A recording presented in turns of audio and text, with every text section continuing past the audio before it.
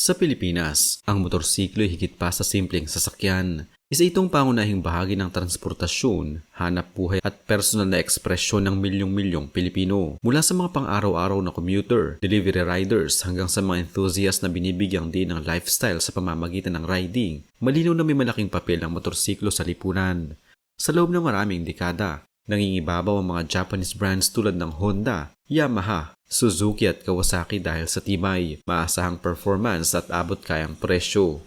Subalit sa paglipas ng panahon, dumarami ang mga bagong brand na nag-aalok ng kakaibang disenyo, mas malalaking displacement at modernong teknolohiya. Isa sa mga brand na umusbong sa ganitong konteksto ay ang Bristol Motorcycles.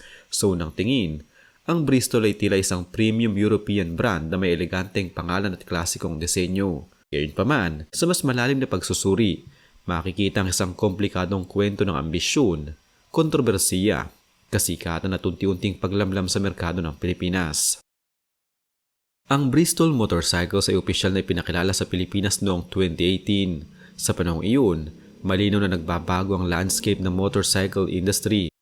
Maraming Pilipinong riders ang hindi na kontento sa mga underbrown at scooters lamang. May lumalaking interes sa mas malalaking motorsiklo, partikular ang mga displacement na lampas 400cc, pati na rin sa mga motorsiklong may kakaibang disenyong tulad ng cafe racer, scrambler at classic bikes.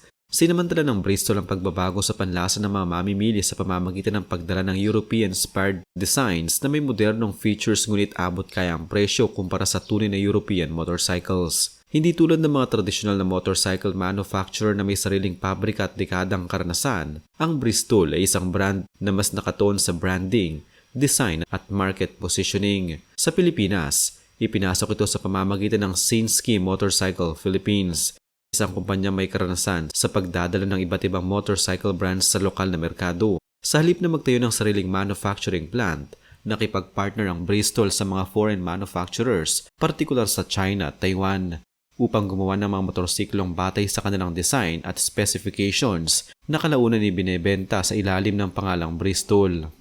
Ang ganitong modelo na kilala bilang rebadging o OEM manufacturing ay hindi na bago sa industriya. Maraming global brands ang gumagamit ng ganitong paraan, ngunit sa Pilipinas, nagdulot ito ng magkakaibang reaksyon. Para sa ilan, hindi mahalaga ang pinagmulan basta't maayos ang kalidad at serbisyo. Para naman sa iba, ang kakulangan ng malinaw na manufacturing heritage ay naging kahinaan ng Bristol bilang isang brand. Isa sa mga unang napapansin sa Bristol Motorcycles ay ang pangalan nito. Ang salitang Bristol ay agad na nagbibigay ng impresyon ng pagiging European, partikular ng British. Sa kasaysayan, ang pangalang Bristol ay may koneksyon sa industriya ng sasakyan at eroplano sa Europa, kaya't natural na maiugnay sa kalidad at premium craftsmanship. Gayunpaman, sa kaso ng Bristol Motorcycles sa Pilipinas, ang pangalan ay higit na isang branding choice kaysa isang representasyon ng aktual na pinagmulan. Wala itong direktang ugnayan sa United Kingdom o sa mga historic British motorcycle manufacturers. Ang pangalan ay pinili upang magbigay ng imahe ng elegance, classic designs at European inspiration. Sa kanilang marketing materials, madalas ipinapakita ang mga motorsiklo sa vintage settings, leather accessories at minimalist aesthetics.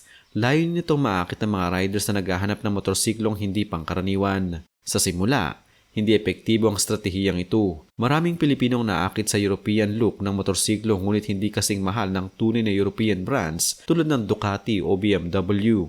Dahil dito, naposisyon ng Bristol bilang isang alternatibo para sa mga nagnanais ng premium aesthetic sa mas abot kayang presyo. Ang Bristol Motorcycles sa Pilipinas ay hindi pagmamayari ng isang multinational conglomerate. Ito ay pinangangasiwaan ng lokal na distributor na may kontrol sa pagpasok ng mga modelo, pricing at marketing strategy. Ang setup na ito ay may kalakasan at kahinaan. Sa positibong banda, mas mabilis makapagdesisyon ng lokal na management base sa pangangailangan ng merkado ng Pilipinas. Nakakapag-adjust sila ng lineup at features ayon sa feedback ng local riders. Sa kabilang banda, limitado ang resources kumpara sa mga global brands na may malawak na research and development, global supply chain at decades-long experience. Ang pamamahala ng Bristol ay nakatuon sa pag-expand ng lineup at pag-introduce ng mas maraming models sa iba't ibang segment mula classic bikes, sport bikes, adventure bikes hanggang scooters. Ang estratehiyang ito ay naglalayong gawing mas visible ang brand sa iba't ibang uri ng riders. Gayunpaman, ang mabilis na paglawak ay nagdulot rin ng mga hamon, partikular sa after-sales service at spare parts availability. Isa sa mga unang modelong nagbigay ng pangalan sa Bristol ay ang Classic 400i. Ito ay may klasikong disenyo, round headlamp at retro styling na malinaw na hango sa mga lumang British motorcycles. Popular ito sa mga mahilig sa cafe racer at custom builds dahil sa simpleng itsura at madaling i-modify. Kasunod nito ay ang BR400i. Mas agresibo ang disenyo at mas moderno ang dating. Sa sports bike segment, inilunsad ng Bristol ang Invictus 400 na may full fairings, liquid-cooled engine at sporty look.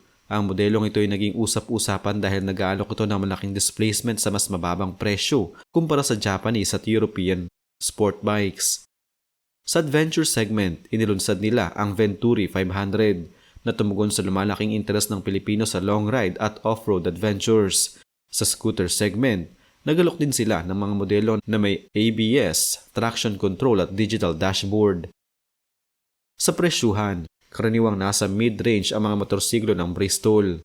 Mas mahal kumpara sa entry-level Japanese motorcycles ngunit mas abot kaya kaysa sa premium European brands. Ang kombinasyon ng displacement, features at design ang naging pangunahing selling point ng Bristol sa merkado. Isa sa mga pinakapopular na aspeto ng Bristol ay ang emphasis sa aesthetics at individuality. Sa merkado kung saan inuuna ang practicality at fuel efficiency, nagdala ang Bristol ng ideya na ang motorsiklo ay maaaring maging pahayag ng estilo at personalidad. Madaling i-customize ang kanilang mga modelo na kaakit-akit sa mga mahilig sa modifications at personal projects. Bukod dito, nag-aalok sila ng mas malaking displacement at mas maraming features sa presyong masabot kaya. Para sa mga riders na gustong mag-upgrade mula sa underbone o scooter patungo sa mas malalaking makina, nagiging practical na option ng Bristol. Hindi rin nakaligtas ang Bristol sa mga kontrobersiya. Isa sa pinakamadalas na reklamo ay ang availability ng spare parts. Dahil limitado ang dealer at service network, nagkakaroon ng problema ang ilan na may-ari sa paghanap ng pyesa. May mga issue rin sa after-sale service tulad ng matagal na paghihintay sa repairs at warranty claims. May ilang diskusyon sa motorcycle community tungkol sa tunay na identity ng Bristol.